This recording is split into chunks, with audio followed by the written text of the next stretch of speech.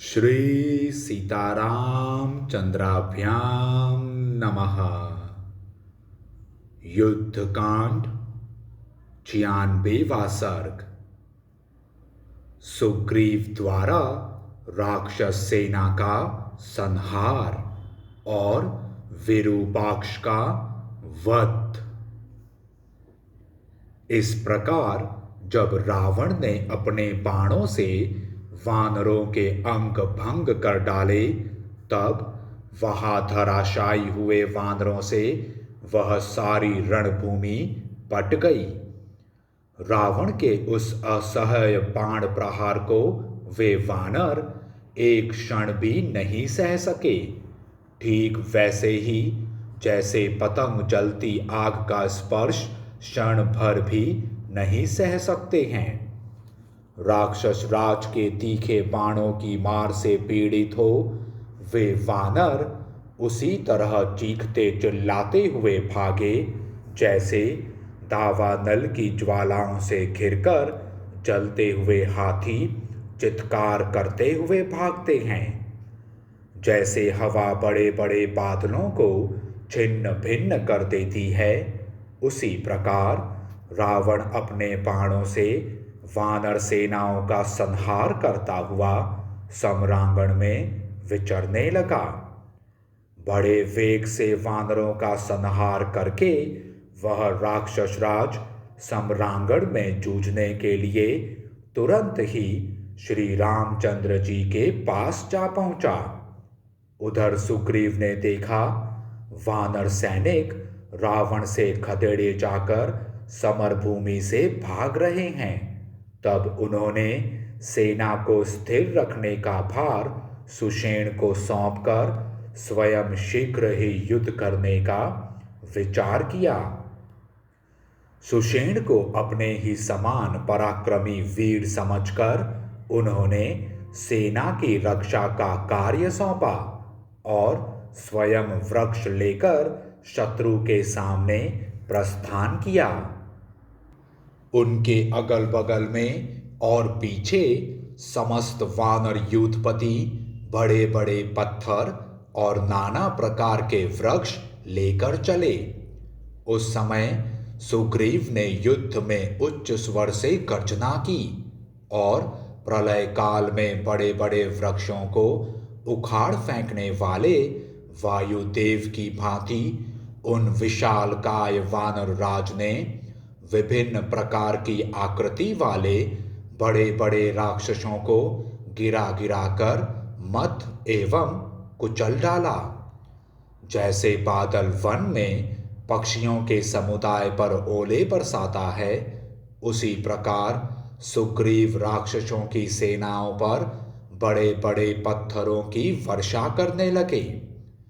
वानर राज के चलाए हुए शैल खंडों की वर्षा से राक्षसों के मस्तक कुचल जाते और वे ढहे हुए पर्वतों के समान धराशायी हो जाते थे।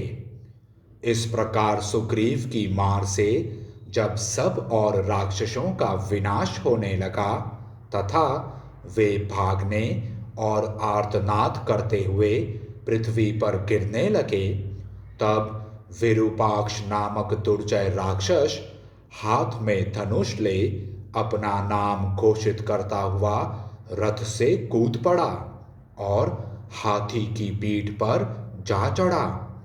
उस हाथी पर चढ़कर महाबली विरूपाक्ष ने बड़ी भयानक आवाज में गर्जना की और वानरों पर वेगपूर्वक धावा किया। उसने सेना के मुहाने पर सुग्रीव को लक्ष्य करके बड़े भयंकर बाण छोड़े और डटे हुए राक्षसों का हर्ष बढ़ाकर उन्हें स्थिरतापूर्वक स्थापित किया। उस राक्षस के पैने बाणों से अत्यंत घायल हुए वानर राज सुग्रीव ने महान क्रोध से भरकर भीषण गर्जना की और विरूपाक्ष को मार डालने का विचार किया। शूरवीर तो वे थे ही, सुंदर ढंग से युद्ध करना भी जानते थे। अतः एक वृक्ष उखाड़कर आगे बढ़े और अपने सामने खड़े हुए उसके विशाल हाथी पर उन्होंने उस वृक्ष को दे मारा। सुग्रीव के प्रहार से घायल हो वह महान गजराज एक धनुष पीछे हटकर बैठ गया और पीड़ा से आर्तनाद करने लगा। पराक्रमी राक्षस विरूपाक्ष उस घायल हाथी की पीठ से तुरंत कूद पड़ा और ढाल तलवार ले शीघ्रतापूर्वक अपने शत्रु सुग्रीव की ओर बढ़ा। सुग्रीव एक स्थान पर स्थिरतापूर्वक खड़े थे। वह उन्हें फटकारता हुआ सा उनके पास जा पहुंचा। यह देख सुग्रीव ने एक बहुत बड़ी शिला हाथ में ली जो मेघ के समान काली थी। उसे उन्होंने विरूपाक्ष के शरीर पर क्रोधपूर्वक दे मारा। उस शिला को अपने ऊपर आती देख उस परम पराक्रमी राक्षस शिरोमणि विरूपाक्ष ने पीछे हटकर आत्मरक्षा की और सुग्रीव पर तलवार चलाई। उस बलवान निशाचर की तलवार से घायल होकर वानरराज सुग्रीव मूर्छित होकर थोड़ी देर धरती पर पड़े रहे। फिर सहसा उछलकर उन्होंने उस महासमर में मुट्ठी बांधकर विरूपाक्ष की छाती पर वेगपूर्वक एक मुक्का मारा। उनके मुक्के की चोट खाकर निशाचर विरूपाक्ष का क्रोध और बढ़ गया और उसने सेना के मुहाने पर उसी तलवार से सुग्रीव के कवच को काट गिराया। साथ ही उसके पैरों का आघात पाकर वे पृथ्वी पर गिर पड़े। गिरे हुए सुग्रीव पुनः उठकर खड़े हो गए और उन्होंने उस राक्षस को वज्र के समान भीषण शब्द करने वाले थप्पड़ से मारा। सुग्रीव के चलाए हुए उस थप्पड़ का वार वह राक्षस अपने युद्ध कौशल से बच गया और उसने सुग्रीव की छाती पर एक घूंसा मारा। अब तो वानरराज सुग्रीव के क्रोध की सीमा न रही। उन्होंने देखा कि राक्षस ने मेरे प्रहार को व्यर्थ कर दिया और अपने ऊपर उसका स्पर्श नहीं होने दिया। तब वे विरूपाक्ष पर प्रहार करने का अवसर देखने लगे। तदंतर सुग्रीव ने विरूपाक्ष के ललाट पर क्रोधपूर्वक दूसरा महान थप्पड़ मारा जिसका स्पर्श इंद्र के वज्र के समान दुस्सह था। उससे आहत होकर विरूपाक्ष पृथ्वी पर गिर पड़ा।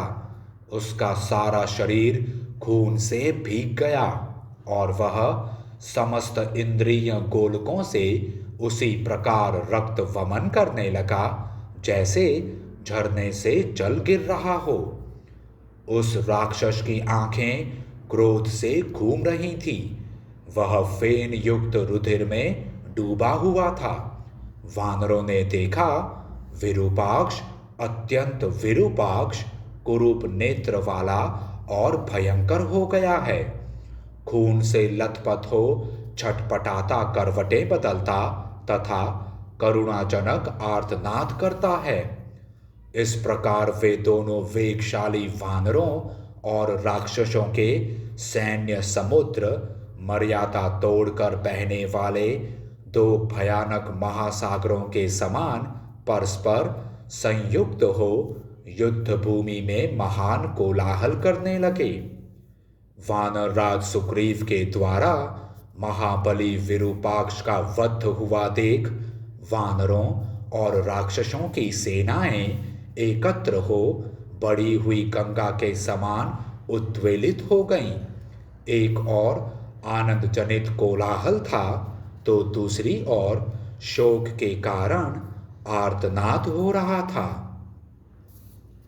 इस प्रकार श्री वाल्मीकि निर्मित आर्ष रामायण आदि काव्य के युद्ध कांड में 96वां सर्ग पूरा हुआ। जय श्री राम।